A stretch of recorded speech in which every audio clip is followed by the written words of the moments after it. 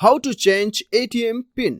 नमस्कार दोस्तों, स्वागत करता हूं आप सभी को टेकीराज यूट्यूब चैनल पर। आज के इस वीडियो में हम सीखेंगे कि कैसे आप धनलक्ष्मी बैंक या फिर किसी भी बैंक का एटीएम पिन को कैसे बदल सकते हैं।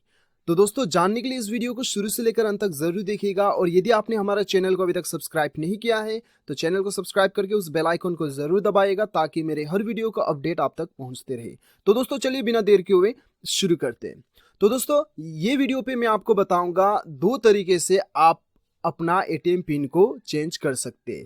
यानी कि एक केस ये होता है कि दोस्तों, आपको अपना एटीएम पिन जो है बहुत पुराना लग गया है और आप जो है नया एटीएम पिन जनरेट करना चाहते हैं, चेंज करवाना चाहते हैं। एक तो ये केस होता है और दूसरा केस होता है कि आप अपना एटीएम पिन भूल चुके हैं और आप रिकवर करना चाहते हैं।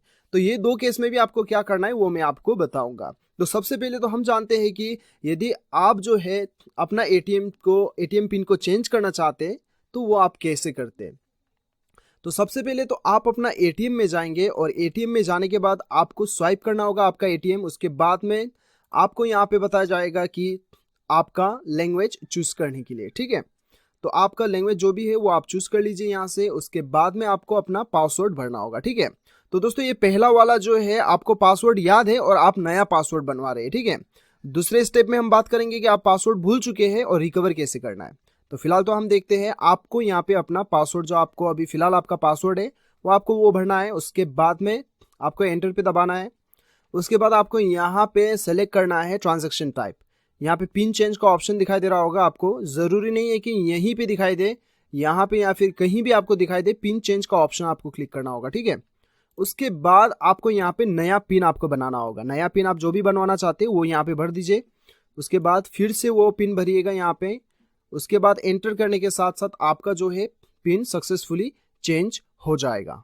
तो दोस्तों, ये तो था आपको पासवर्ड याद ही था और दूसरा आप पासवर्ड बना रहे थे, ठीक है। पिन कोड याद था और नया पिन कोड आपने बना लिया। लेकिन दूसरा केस में आपको क्या करना होता है दोस्तों, दूसरा केस में क्या करना होगा, आपको नीचे डिस्क्रिप्शन पे एक लिंक मिलेगा। मैंने एक आर्टिकल का लिंक शेयर किया है, वो लिंक को क्लिक कीजिएगा तो वो आर्टिकल में जाने के बाद में इंडिया का सारा बैंक का आपको वहां पे टोल फ्री नंबर मिल जाएगा, ठीक है।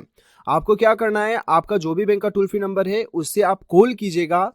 कॉल करके कस्टमर केयर को बताइए कि आपको अपना एटीएम का जो है पिन जो है वो आपको चेंज करवाना है, आप भूल चुके हैं।